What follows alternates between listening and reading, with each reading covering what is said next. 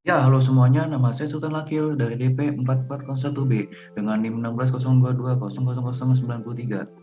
Pada hari ini saya akan mempresentasikan ujian tengah semester proposal kreativitas mahasiswa teknik presentasi. Judul yang saya ambil yaitu Perencanaan Pembuatan PLTB Pembangkit Listrik Tenaga Angin di Kampung Serikandi, Kecamatan Pengalengan. Ya, bagaimana untuk penjelasannya berikut? Mari kita lihat. Let's go. Ya, sebelum saya menjelaskan mengenai dari informasi, tujuan, dan lain-lain, izinkan terlebih dahulu untuk memperkenalkan diri dari kelompok saya. Ya, nama saya Sultan Akil, bisa dipanggil dengan Akil dengan NIM 1602200093, dan teman saya yang bernama Fatih Fazli dengan NIM 1602200025. Ya, pada bagian slide ini dari latar belakang ataupun pendahuluan, saya akan menjelaskan tentang bagaimana sih Desa Serikandi di Kecamatan Pengalengan di Kota Bandung ini. Oke, ya, Pengalengan. Siapa yang tidak mengetahui daerah ini? Pengalengan adalah salah satu kecamatan yang ada di Kota Bandung. Orang-orang juga sudah mengetahui betapa indahnya Pengalengan. Hijaunya dedaunan, suasana yang sejuk, dan juga dinginnya yang bersahabat. Di Pengalengan terdapat satu desa yang bernama Desa Wanasuka. Desa tersebut dibilang sangat jauh dari kota Bandung itu sendiri. Terbilang daerah yang sangat ujung, akses atau ke tempat itu juga sangatlah susah. Bahkan tak semua kendaraan bisa melewati jalan untuk menuju ke desa Wanasuka tersebut. Tak hanya di desa tersebut, ada satu kampung yang menjadi titik poin dari proposal ini dari kami dari tim ini, yaitu Kampung Serikandi. Kampung Serikandi adalah kampung yang ada di Desa Wanasuka. Kampung tersebut terletak bertepatan dengan perkebunan teh PTPN 8 Malabar. Tentunya, daerah tersebut sangatlah asri dan juga masih kental akan alamnya. Dari segi tawariang dari anak-anak yang bermain, gemerciknya air sungai yang mengalir, dari hulu ke hilir, penduduk di sana mayoritas bermata pencaharian petani dan peternak. Mereka juga sangat menikmati hidup di setiap detiknya. Dengan dinginnya cuacanya di sana, ademnya suasana di sana, tentunya angin di kampung Serikandi tersebut berhembus dengan seringnya atau bisa dibilang lumayan kencang.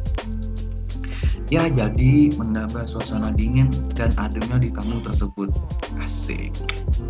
Namun, walaupun penduduk kampung Serikandi tersebut sudah merasa nyaman atau tentram dengan kehidupan dan juga nuansa di kampung tersebut, tetapi ada aja kekurangan di desa tersebut yang emang harus dibenah ataupun masih diperbaruin untuk memperindah kampung tersebut.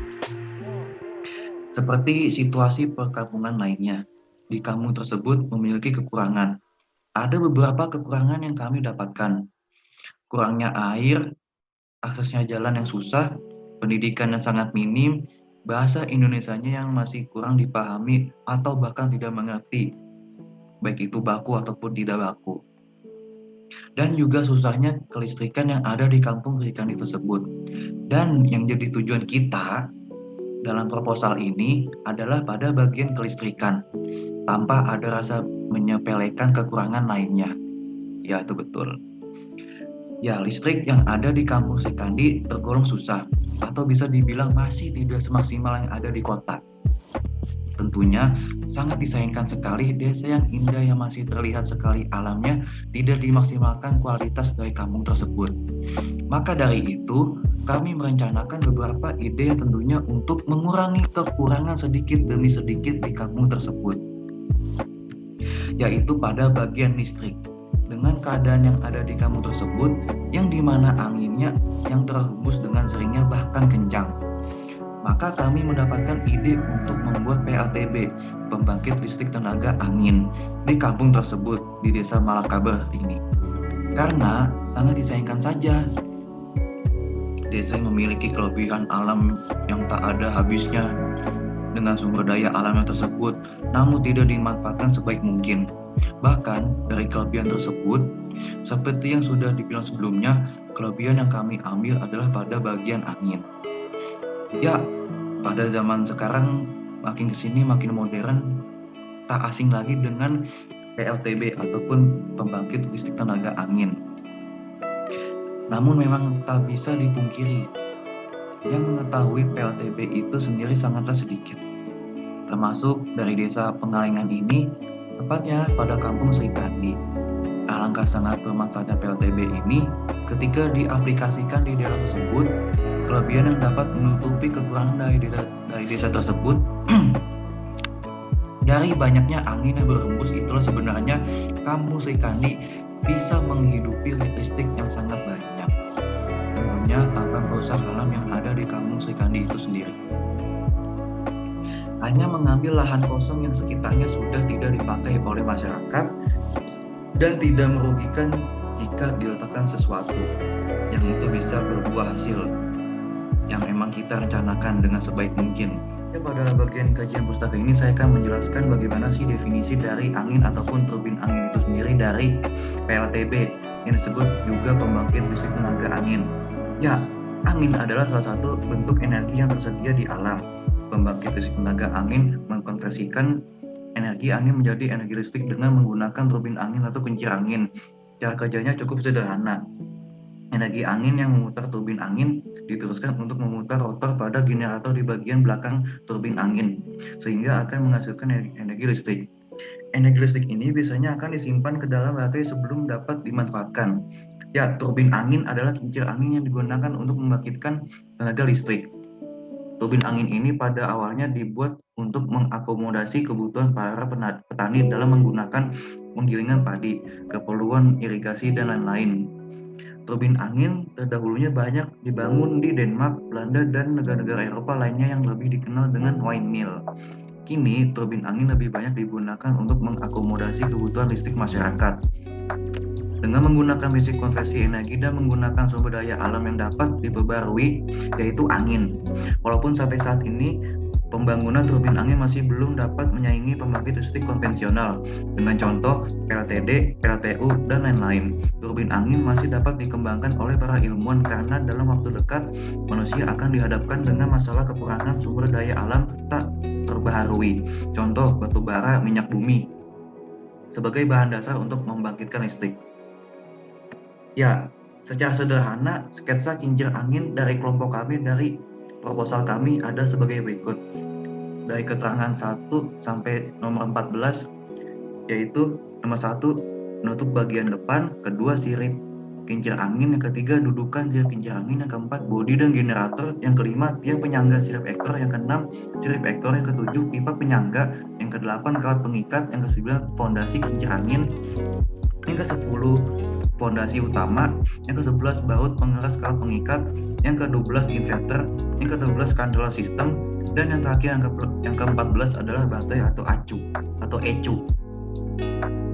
Dari sistem kinerja kincir angin itu sendiri, ya sebenarnya prosesnya tidak semudah itu karena terdapat berbagai macam subsistem yang dapat meningkatkan safety dan efisiensi dari turbin angin yaitu sendiri. Dengan yang pertama adanya gearbox. Alat ini fungsinya untuk mengubah peraturan rendah pada kincir menjadi putaran tinggi. Biasanya gearbox yang digunakan sekitar 1:60. Yang kedua, wake system. Digunakan untuk menjaga putaran pada poros setelah gearbox agar bekerja pada titik aman saat terdapat angin yang besar.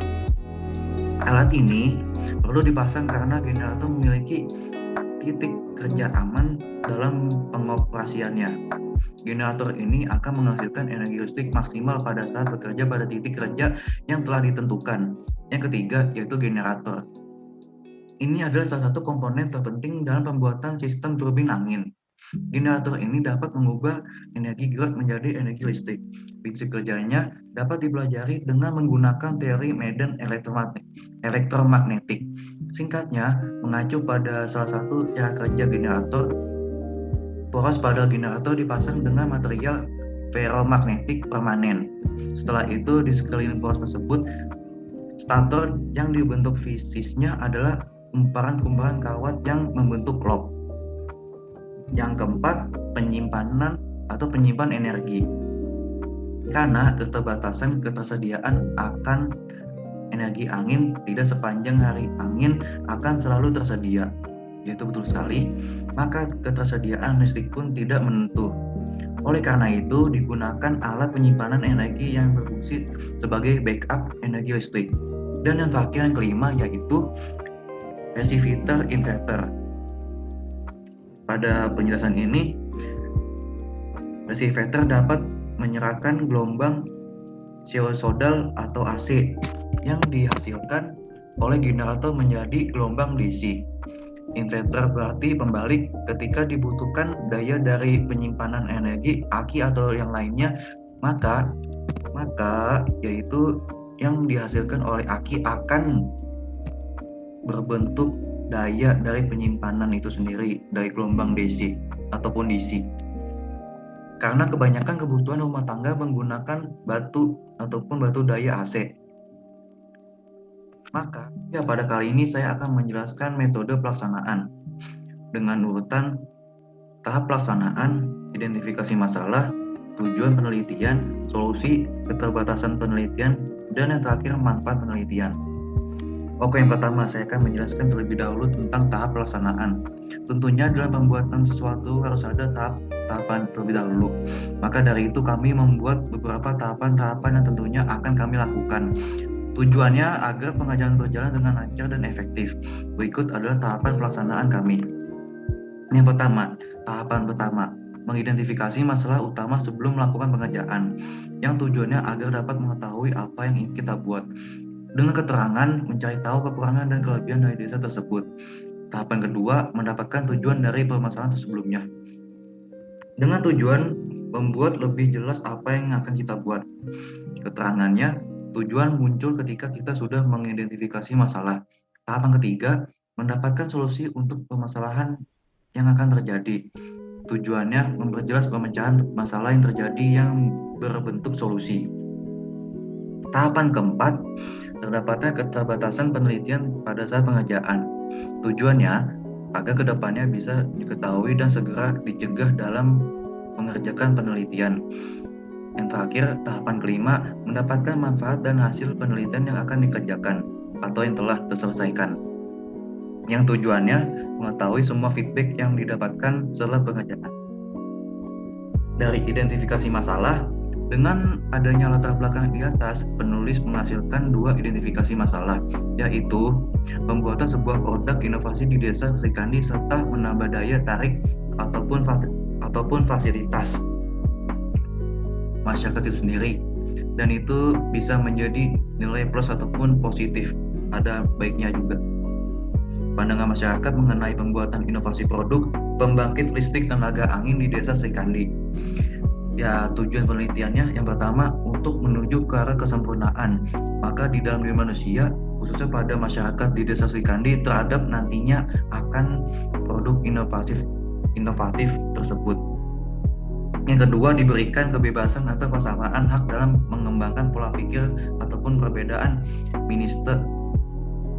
Setelah kita melihat secara dasar penelitian apa yang seharusnya dilakukan, maka untuk selanjutnya bagaimana membentuk ataupun merencanakan menurut konsep yang ada. Yang ketiga, untuk mengetahui bagaimana pandangan masyarakat mengenai sesuatu rancangan produk yang tujuannya kami publikasikan.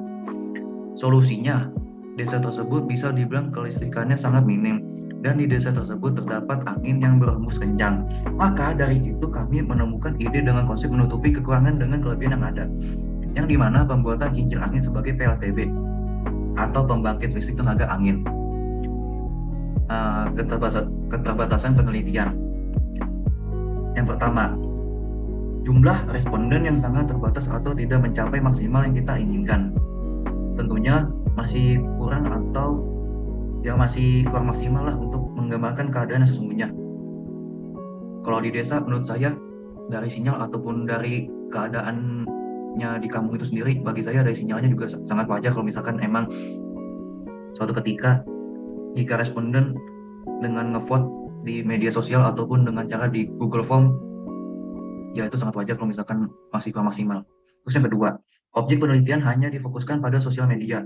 Instagram yang mana hanya satu dari banyak sosial media lainnya yang juga banyak terdapat aktivitas jual beli seperti Facebook, Twitter, dan Kaskus.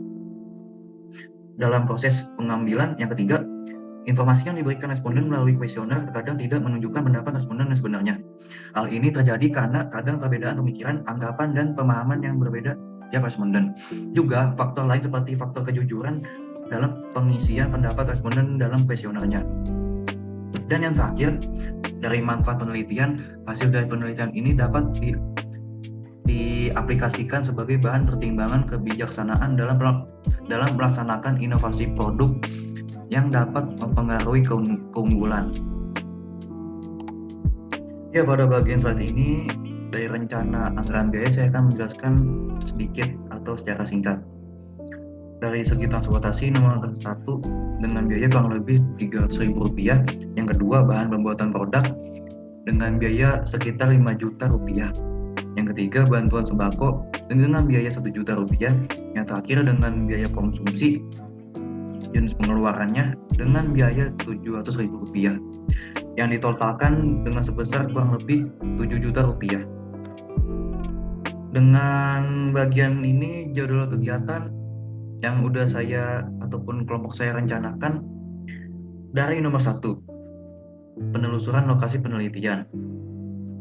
Yang kedua, mempererat tali silaturahmi dengan kepala desa, baik itu RT, RW dengan lurah dengan yang lainnya gitulah. Yang ketiga, pemberian bantuan sembako. Yang keempat, penentuan lokasi penempatan karya. Yang kelima, penelitian tanah penempatan. Yang keenam, pembuatan karya. Ketujuh, uji coba kelayakan pakai karya. Kedelapan, penempatan karya. Kesembilan, dokumentasi dan analisis karya. Dan yang kesepuluh yang terakhir, pembuatan laporan akhir. Begitu kurang lebih dari slide ini dari jadwal kegiatannya. Oke, sekian yang dapat kami sampaikan. Belok kiri lalu ke kanan, belok kanan membeli lohan. PPT ini jauh dari kesempurnaan karena manusia tak luput dari kesalahan. Terima kasih dari saya dan Fakih Fazri. Billahi taufiq wal hidayah. Wassalamualaikum warahmatullahi wabarakatuh.